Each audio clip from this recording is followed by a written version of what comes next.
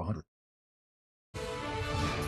And our breaking news, Jerry Lewis dead today at the age of 91. A true comic legend for decades, but also a humanitarian known for those annual telethons for victims of muscular dystrophy. Did a lot of great work during his time. So sorry to see and report his passing today on CNN. Joining us now on the phone is Candy Kazo. She's the publicist for the late Jerry Lewis. Candy, thanks so much for joining us today. I wonder if you could just tell us about his final days and weeks. We understand that he was surrounded by family as he passed today. Yes, that's correct. He passed away peacefully at his home in Las Vegas earlier today with his family by his side. Now, had he been ill in recent weeks? Was the family preparing themselves for this? Well, he had been slightly ill and spent some time in a local hospital, but came home and was planning on making some on-stage live appearances in the future. So things turned rather quickly, unfortunately, and at the age of 91 as well. It happens, it does. Goodness. So he was still planning live performances. That seems very much in fitting with his character and his career.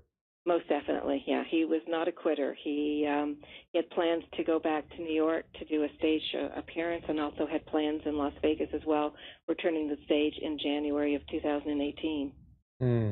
Planning that far ahead. Candy, I wonder if you could help folks at home understand and I know this goes back, he did his first Muscular Dystrophy Association fundraiser back in 1966, so a good 50 years of history there. Can you explain what led him down that path? I really can't, because that was something that he kept very much to himself. I know he was asked many, many times why he became involved with the Muscular Dystrophy Telethon, and he was very hush-hush. He wouldn't even talk to me about that. So I actually stopped asking, but it was such a passion for him. Most people would only see him for that 24-hour period, but it was a full-time job for Mr. Lewis. The prep to put that telethon together was 3-4 months. Plus, he also traveled the world during that year period, visiting all his children, whether they lay in hospital beds or in their homes or in the actual hospitals. He was always there for his kids. And often I would be in his office, and we'd be talking about just general everyday activities, and tears would start to roll down his face. And I'd say, did I say something wrong? What's going on? He goes, no, I was just thinking about one of my kids. So he had such compassion for these children, but unfortunately the audience, the public, never saw that. They only saw that for a 24-hour period, but he lived with that every day, every year since 1966 until 2009. It's funny you say Jerry's kids there. Of course, Jerry Lewis did have 7 children of his own, but I remember that phrase as a kid growing up. We knew the beneficiaries of his fundraising, victims of muscular dystrophy, as Jerry's kids. That was a very much recognized phrase in America, and it's interesting as you describe him. Clearly, his emotional tie to them was very strong. Exactly. Very, very strong. And very few people also realize that over the course of all those years, $2.45 billion has been raised. And so Labor Day is not the same. Without Jerry Lewis, Labor Day just comes and goes. There's no significance of Labor Day weekend. $2.5 billion raised for those kids, and as you said, a lot of personal time spent with Jerry Lewis, the man himself. Candy Kazo, thanks so much for joining us and giving us a better sense of him. All right, thank you. Please stay with us. We'll be back with more.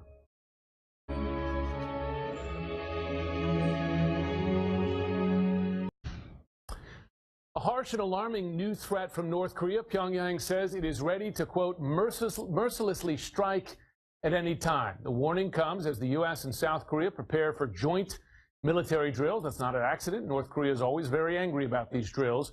North Korea says those exercises are reckless and bring the two countries to the brink of nuclear war. This morning on CNN, Ohio Governor and former presidential candidate John Kasich warned of waiting too long to act against the North Korean regime. If I were the President of the United States and we had a regime like North Korea, and they were able to develop the technology to target the United States of America, we would have no choice but to take those systems out. No choice. And it would change the very fabric of that peninsula. You would not only not rule out, but you would enact a preemptive strike if North Korea were proven to be establishing and developing nuclear-capable ICBMs that could hit the United States? Let me put it to you, yeah. Well, let me put it to you this way, Jake. I wouldn't take a chance on a government that unstable and a leader who's that erratic to be able to have the capability to launch and to land a missile in Los Angeles and kill people there. Yes, I would reserve that right, and I would make it clear to the Chinese. I would send an envoy to see the Chinese now and say, there is a red line. We are not going to sit back and have our people targeted by this regime, and you can do something about it. And if you don't do something about it, you're going to have to live with the results. Yes, we have to protect Americans before we worry about anything else out here. I want to bring in CNN's Kyung La. She is in Tokyo, and global affairs correspondent Elise Labott. She joins me here now in Washington. Elise, certainly some very tough talk from John Kasich. Quite a vow to make if he were to be president. We know he still has presidential ambitions, may very well challenge for the Republican nomination in 2020. But we also know that any military option in North Korea has tremendous risks for South Korea.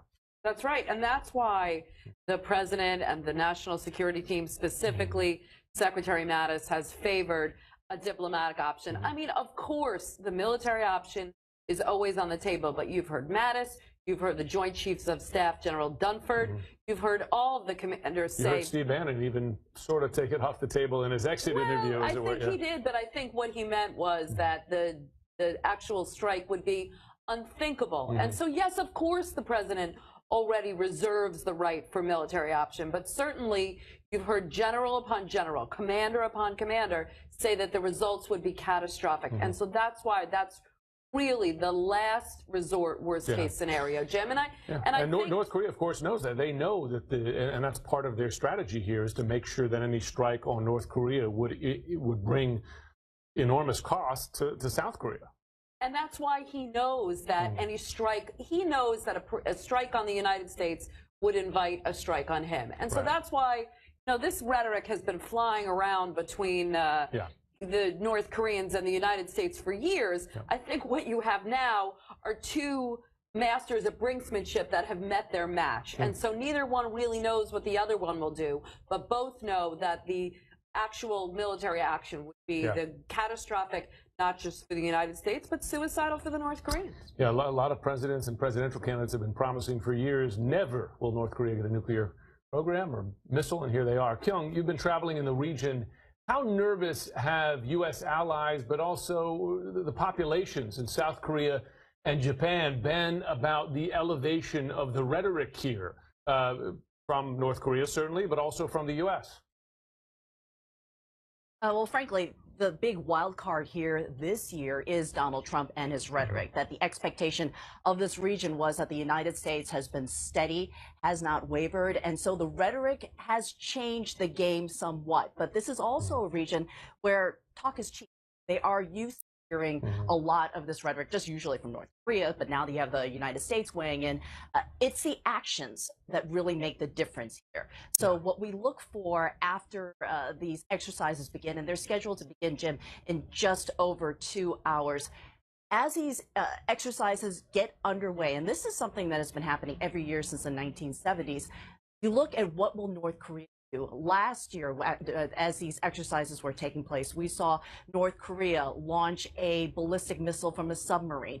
We saw after the exercises were over its 5th and largest nuclear test. It is the actions that this region pays attention to. So, yes, the words by Donald Trump have certainly changed things a little bit, but they are still waiting to see what North Korea actually does. But are you saying, Kyung, that your sense is that after the initial and very real nervousness from South Koreans, Japanese, et cetera, about Donald Trump's rhetoric, that they are, in effect, discounting that now, saying that it's not just talk from Kim, but it's talk coming from the White House?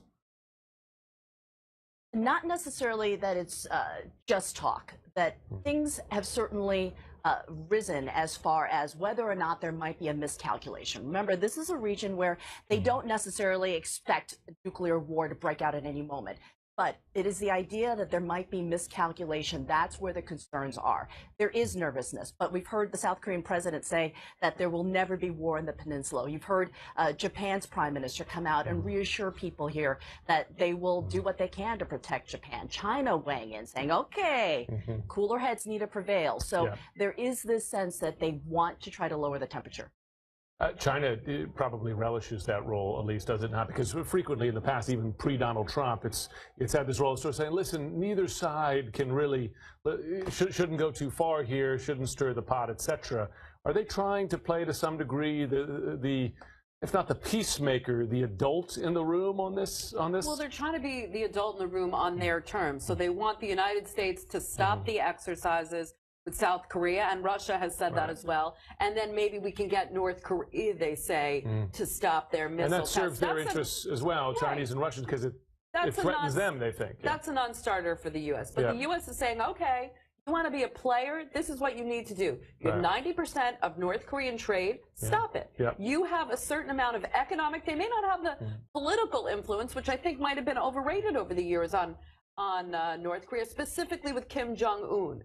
Maybe with his father, Kim Jong-il, there was a little bit more of a rational discussion. But I think it's pretty obvious that China does not have a lot of political influence on Kim Jong-un, but they do have a lot of economic influence. And the U.S. is saying, okay, you want to be the big diplomat in the room, you need to use that economic influence. And President Trump is putting a lot of pressure on the Chinese to do that. Right. Show me, they're saying, in effect. Elise and Kyung in the region, thanks very much to both of you. The countdown begins. Crowds are gearing up for tomorrow's eclipse. We're going to hear from some folks who will be directly in the path of the ultimate sunblock. It's an amazing event. We'll be right back. Name is news.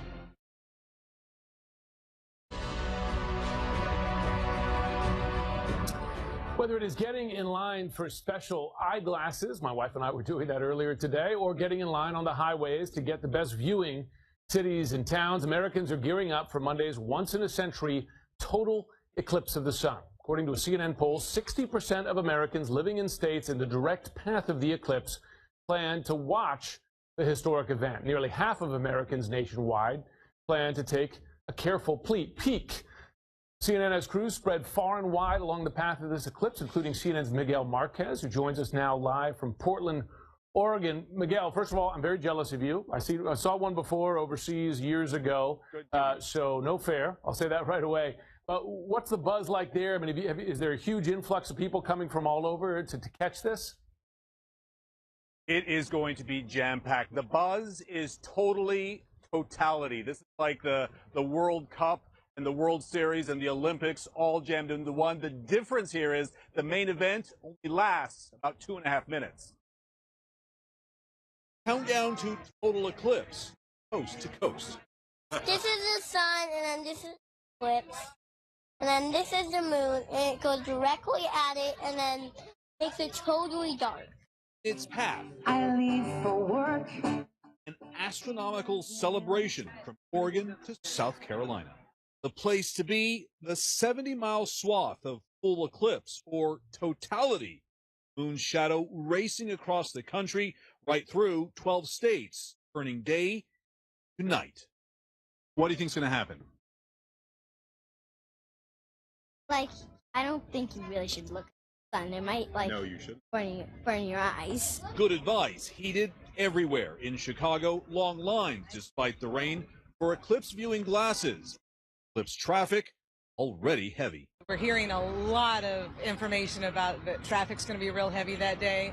We're going to be staying home. Cities and small towns along the path of totality preparing for massive crowds. You think you could literally double, triple, quadruple the size of this place overnight? Oh, yeah, very much so. And the people will be spread out through town.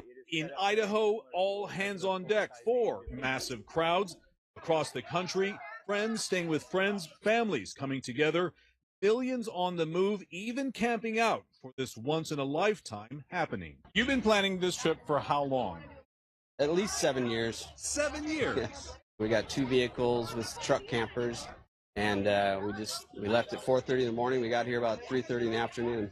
In the path of totality, total eclipse of the theme for everything From dark of day wine in Nebraska to martinis in Oregon. We take the martini glass and we rim it with a little bit of Oreo crust. And of course, Eclipsical donuts. It's a chocolate top, it's got the sun ring around it, but then when you break it open, it's full of sunshine and orange creamsicle flavoring. This eclipse unique for the U.S. Last time one went coast to coast here, 1918. Woodrow Wilson was president and the First World War was nearing its end. All right, we are absolutely nerding out here. We have the binoculars with the solar filters on. You can actually see sunspots right now. The glasses is what most people will have on. They look kind of like normal glasses, like they're just mirrored, but when you kind of look through them, you literally can't see a thing unless staring at the sun. This is where you'll find me. Jim? And to be clear, you got to wear those to look at this, right? I mean, folks should not be attempting to do this with just naked eye. When it hits totality, you can take them off for those couple of minutes in totality, but then they have to go back on. Like any day of the year, if you stare at the sun, that's a really dumb thing to do. And you got to be totality. That you got to have it totally covered, right? So there's going to be some minutes when it's partially covered before and after. Again, you should be using those glasses, right? Yeah, there will be seconds just before the Bailey's beads, as they call them, and diamonds as they come off that sun. That you still have to have them on then, Jim. Okay. Dr. Marquez, thank you very much. Enjoy the show. We have much more just ahead in the newsroom right after this short break. This is CNN Breaking News. Hello, thanks very much for joining us. I'm Jim Sciutto in today for Frederica Whitfield, and we are following breaking news today. The sad news. The comedian Jerry Lewis, dead at the age of 91. Best known for iconic movies like The Nutty Professor, for all the signature slapstick characters during his run with Dean Martin. He was also, and this is very key, a humanitarian. He hosted the annual Muscular Dystrophy Telethon for many years, decades in fact, a true legend that will be remembered by his fans and entertainment, but by the many children whose lives he touched. Larry King sat down. He was born in 1926, but he became known to the world as Jerry Lewis, the zany but lovable fool in films such as The Bellboy and The Nutty Professor. Lewis hit it big at age 20 when he teamed up with another young entertainer, Dean Martin. Dean was the virile macho, and I was the monkey, and I knew we had lightning in a barrel. Martin and Lewis became one of the most popular comedy teams in history. Thousands of sold-out performances, 16 hit movies, and dozens of radio and TV appearances. On his own, Lewis signed a 7-year, $10 million contract with Paramount in 1959. At that time, it was the largest contract ever between a studio and performer. Lewis went on to act in or direct shows and movies for several decades. He later offered this advice to fellow entertainers. Be a hit. Score. Get the audience laughing and happy. That's the secret of success in this business. He didn't just make audiences laugh. Lewis used his fame to make a difference, taking up the fight against muscular dystrophy. For more than 4 decades, his annual Labor Day telethons helped raise more than $1 billion for research and treatment, and almost always ended with his signature song, You'll Never Walk Alone. Walk on with hope in your heart, and you'll never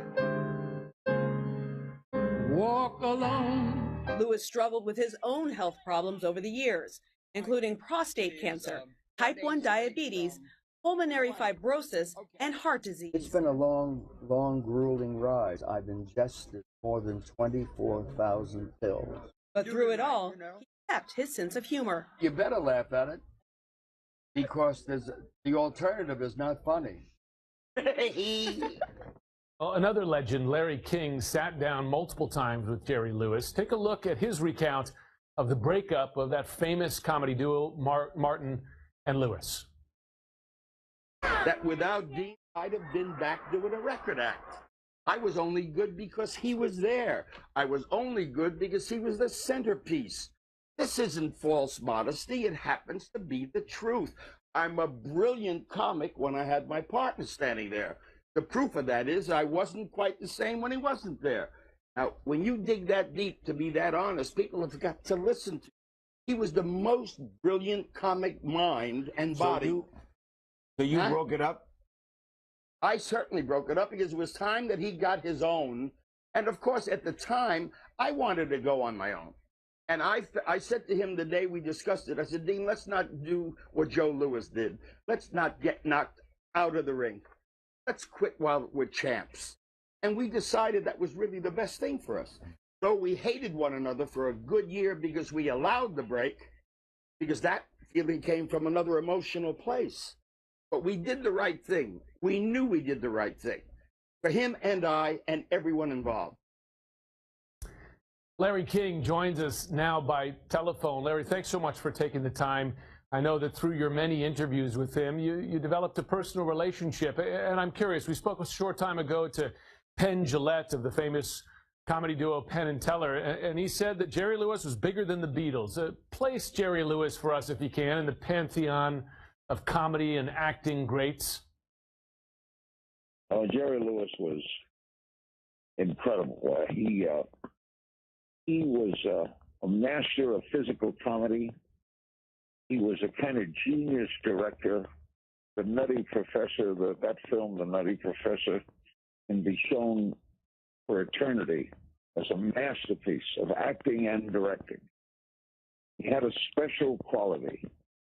Jerry grew old, not too gracefully. He could get angry easily. I know him for 40 years.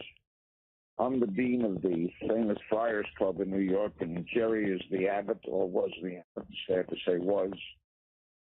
But his telethons, his ability to ingratiate children, I never forget my late wife, Aline, the mother of Kaya and Andy, met him once years and years ago in Miami, and she said to him, "Thank you for the laughter of my childhood." I never forgot that.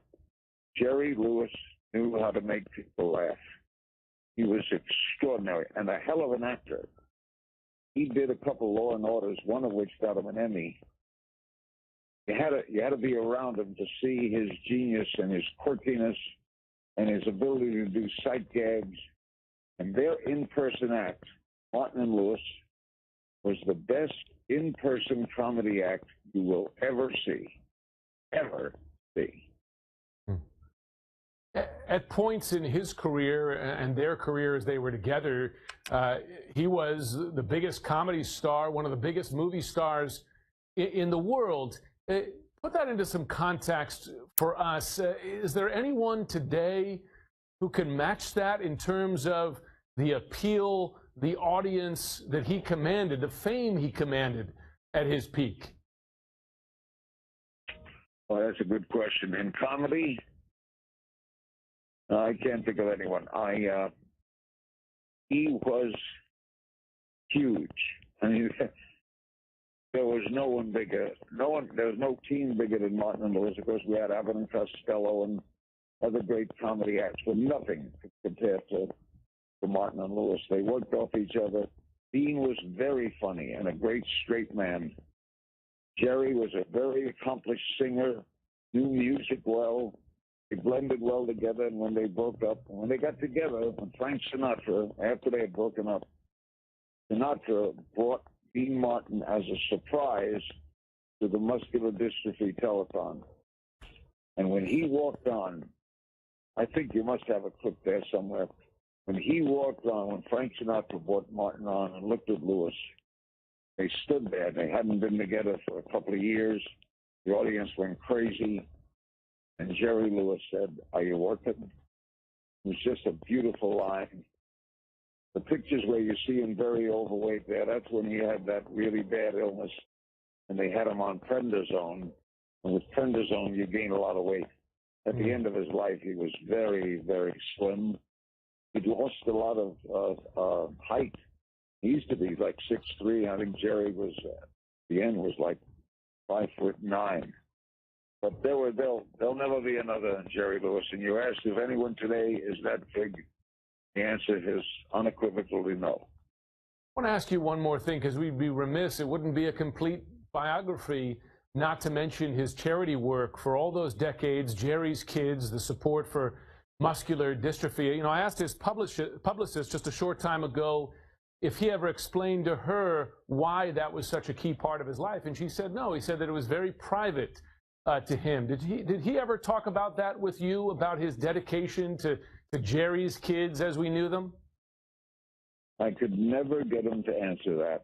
He was a great interview. He was very responsive. But on that question, why muscular dystrophy, he never would give an answer. And I have no idea. That telethon started in New York. And he did it with a radio host named Barry Gray, and Dean Martin did the first one with him in New York only. It was just a New York City telethon. And then it became, of course, worldwide, but never explained why muscular dystrophy, and I guess that mystery went with him to the grave. Well, Larry King, thank you so much for your thoughts there. I know you had the honor of interviewing him so many times, built a relationship through the years. We appreciate it. Thanks for coming on. We have as well on the phone Carol Burnett, a comedy legend in her own right, who knew and worked with Jerry Lewis through the years. Carol Burnett, thanks so much for joining us. If I could just ask you now, what do you remember most about him? Well, I was so thrilled. Actually, it was back in the Covered Wagon days when I was doing the Gary Moore Show, and he came on, and I was in awe of him. But he made me feel better. I mean, we were going to do a sketch together, and I mean, wow. You know, he was one of my favorite comedians ever when he and Dean were together. And so we did this very funny sketch where we were the two nerdy, rich kids whose fathers want them to get married.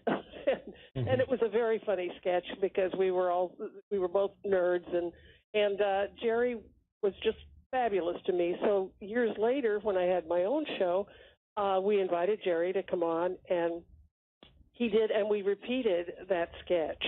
And he was absolutely hysterical. He could do things with his body that, I mean, he wasn't short, really, you know, but he would create the type of character and the neurosis he wanted to get across, and his voice could go up several octaves when he was supposed to be scared or insecure. And we had a moment in the sketch where we both started to dance as we were getting to know each other. Well, yeah, the audience, I mean, our audience was just dying with laughter because he did such wonderful things with his body. And anyway, I miss him. As I said, I saw him the last time. I was really thrilled when he asked me to present an award to him from the Los Angeles Film Critics Association. That was in 3 years ago, 2014, and we sat together. It was a luncheon, and he was delightful. And one other thing, I don't know, when he was doing my show, he was a savant when it came to remembering numbers. For instance, during rehearsals, he would ask several of our dancers and crew members what their social security numbers were. And they would tell him. He wouldn't write anything down. And the next day, he would come into rehearsal and he'd say, "Hi, 478-35746. He remembered everybody's social security number. He had that kind of a brain. And he was very sweet to me. I had heard at one point a long time ago where he had been quoted saying that women can't be funny. Well, he certainly didn't feel that way around me, and I heard him compliment Lily Tomlin and Madeline Kahn. So I don't know where that came from. Maybe he changed his mind, but it's a sad day. But what a wonderful legacy Jerry Lewis leaves for all of us, you know, and in his films and television appearances and all, we can still go back and laugh. You know, he provided belly laugh. And you don't get too many belly laughs nowadays. A lot of comedy they feel has to be edgy, you know. But his comedy holds up. Kids, grown-ups, everybody laughs at him. He just had that spark of genius, and I'm glad he lived as long as he did, and I think he had a wonderful life. Well, Carol Burnett, I'll tell you, just as a fan, I watched your show so many times when I was a kid. You gave me a fair number of belly laughs as well, so thank you. I appreciate that, me and my sisters. But thanks so much for your thoughts, so personal. As it seems to me, having spoken to a few people this last hour, he left a very personal mark on so many beyond his comedy. So thanks for sharing those with us. Well, thanks for asking me to be a part of your show. We continue to follow the breaking news of the passing of Jerry Lewis, the comedy legend, the humanitarian legend as well, the sponsor of Jerry's Kids for so many decades, dead today, surrounded by family, we're told, passing peacefully in his home at the age of 91. Atom bombs, Cape Canaveral and false alarms. Half the universe is up in arms. So I flip a little too until I'm holding you.